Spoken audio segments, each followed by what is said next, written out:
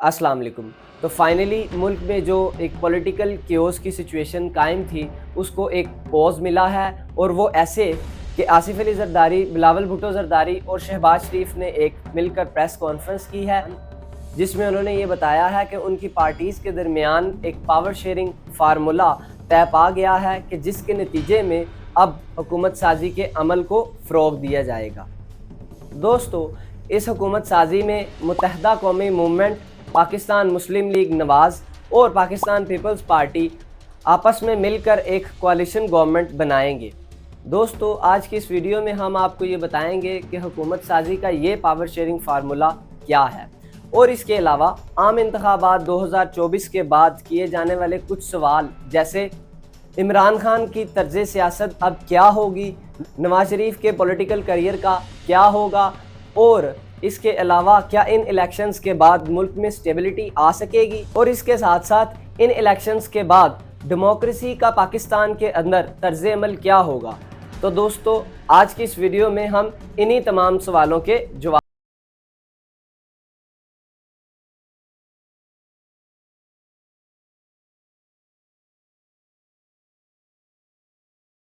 2024 को होने वाले पाकिस्तान के 12वें जनरल इलेक्शंस में 266 जनरल नशिस्तों पर इंतखाबात हुए, जिनमें 93 seats PTI backed independent candidates ने हासिल की। इसके अलावा 79 नशिस्तें पीएमएलएन पाकिस्तान मुस्लिम लीग नून ने हासिल की, और साथ में 54 सीट्स पाकिस्तान पीपल्स पार्टी ने हासिल की। वाज़े रहे कि ऐवान में सिंपल मेजॉरिटी हासिल करने के लिए किसी भी पॉलिटिकल पार्टी को 134 सीट्स चाहिए होती हैं, लेकिन अब चूँकि इन इलेक्शंस में किसी भी पॉलिटिकल पार्टी के पास इतनी नशिस्तें नहीं कि वो अपनी सिंपल मेजॉरिटी के साथ गवर्नमेंट कायम कर सके, तो अब डिफरेंट पॉलिटिकल पार्टीज़ कोalition गवर्नमेंट बनाने का सोच रही हैं। पाकिस्तान तहरीक इंसाफ ने यह दावा किया है कि वो अपने आज़ाद अरकान मिलाकर पंजाब, केपीके और वफाक में हुकूमत बनाएगी, जबकि इसके बरअक्स पाकिस्तान मुस्लिम लीग नून, पाकिस्तान पीपल्स पार्टी और एमक्यूएम ने मिलकर एक कोalition गवर्नमेंट बनाने का फैसला किया है। दोस्तों, अगर हम पाकिस्तान मुस्लिम लीग नून की नशिस्तों की तरफ देखें तो उनकी नशिस्तें 79 हैं।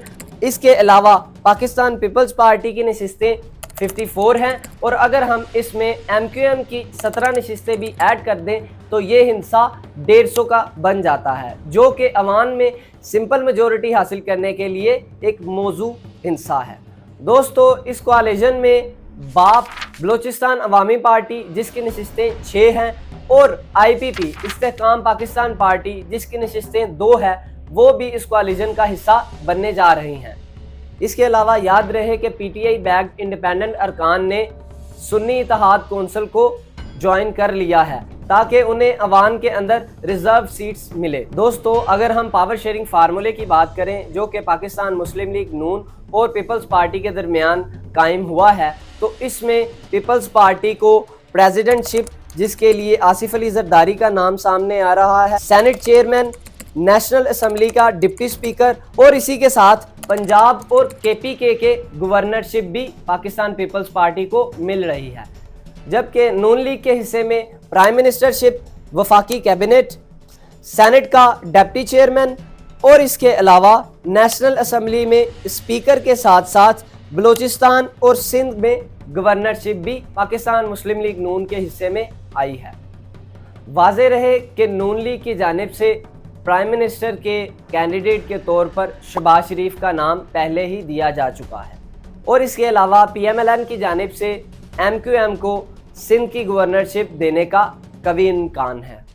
तो आइए दोस्तों, अब कुछ सवालों के ऊपर बात करते हैं जो कि 2024 के इलेक्शन के बाद उठ रहे हैं।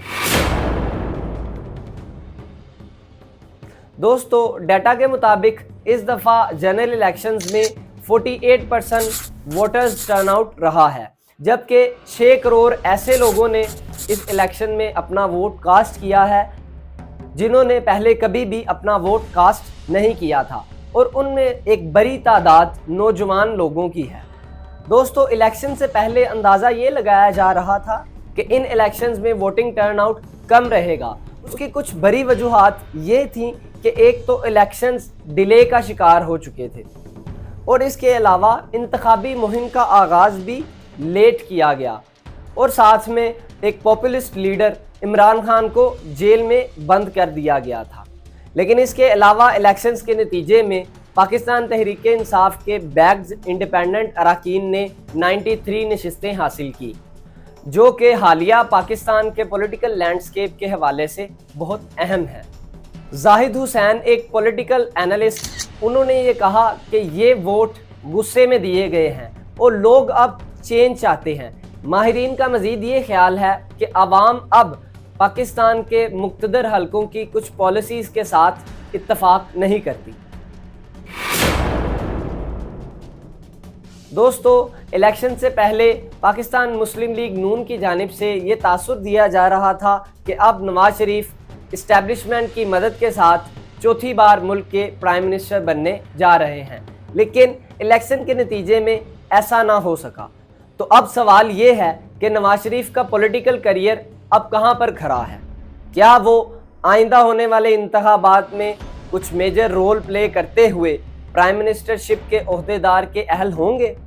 دوستو، نواز شریف چونکہ ان کی پارٹی اب الیکشنز میں سمپل میجورٹی حاصل کرنے میں ناکام رہی ہے، تو ماہرین کا خیال یہ ہے کہ اب ان کی پالیٹکس ڈیمیج ہوئی ہے۔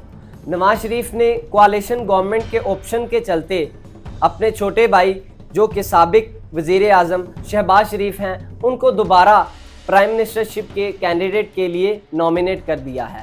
اس کے علاوہ مریم نواز شریف جو کہ ان کی بیٹی ہے، ان کو پنجاب کی چیف منسٹرشپ کے لیے بھی نامینیٹ کر دیا گیا ہے۔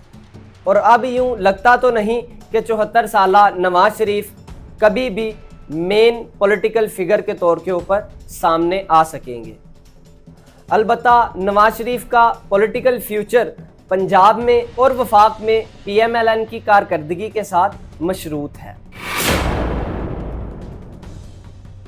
دوستو، 2022 میں ووٹ آف نو کانفیڈنس کے ذریعے عمران خان کو پرائم منسٹر کے عہدے سے ہٹا دیا تھا۔ تب انہوں نے اپوزیشن بینچز پر بیٹھنے کی بجائے پارلیمنٹ سے واک آؤٹ کیا اور اسی کے ساتھ انہوں نے پنجاب اسمبلی اور کے پی کے اسمبلی، جن میں ان کی حکومت قائم تھی، اس کو ڈیزالو کر دیا۔ دوستو، جب عمران خان اس سارے پولیٹیکل پروسیس سے باہر آ گئے تو انہوں نے احتجاج اور جلسوں کا ایک نیا سلسلہ شروع کیا، جس میں انہوں نے پاکستان کی انتظامیہ اور اسٹیبلشمنٹ پر کافی زیادہ تنقید کی، حتیٰ کہ 9 مئی کے واقعے کے بعد ان کو پھر جیل میں ڈال دیا گیا اور اب تک وہ ڈیفرنٹ مقدمات میں جیل میں ہی ہیں۔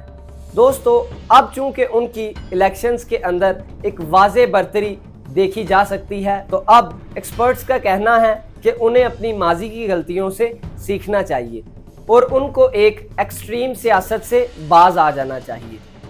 عمران خان کو یہ چاہیے کہ اب وہ پارلیمنٹ کے اندر بیٹھیں، چاہے ان کو اپوزیشن بینچز پر ہی کیوں نہ بیٹھنا پڑے۔ انہیں چاہیے کہ وہ پاکستان کے پولیٹیکل پروسیس کا حصہ بنے تاکہ ان کی جماعت دوبارہ سے مین سٹریم میں آ سکے۔ لیکن دوستو، کیا پاکستان کے ان الیکشنز کے بعد پاکستان میں سٹیبلٹی آ سکے گی؟ تو اس کا جواب نہیں ہے۔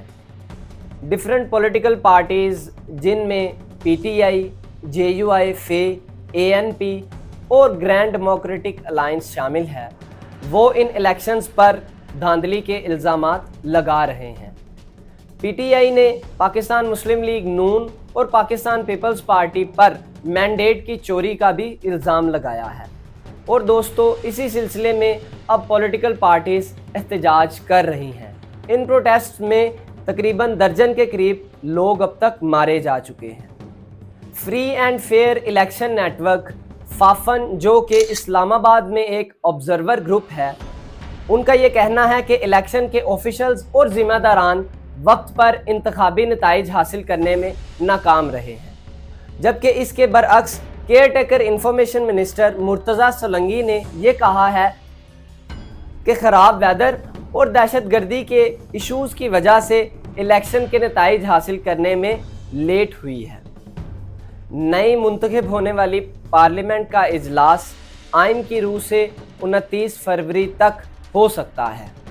لیکن ماہرین کا خیال ہے کہ ایک مائنورٹی گورنمنٹ جس کے پاس لیجیٹیمیسی نہیں ہوگی وہ ایک بہت تھوڑے وقت کے لیے ملک پر حکومت کر سکے گی۔ دوستو، ان 2024 کے الیکشنز کے حوالے سے آپ کی کیا رائے ہے؟ ہمیں کمنٹ باکس میں لازمی اس سے آگاہ کریں، اور ساتھ میں اگر یہ آپ کو ویڈیو پسند آئی ہے تو اسے لائک کریں اور اپنے دوستوں کے ساتھ اسے شیئر کریں۔ شکریہ۔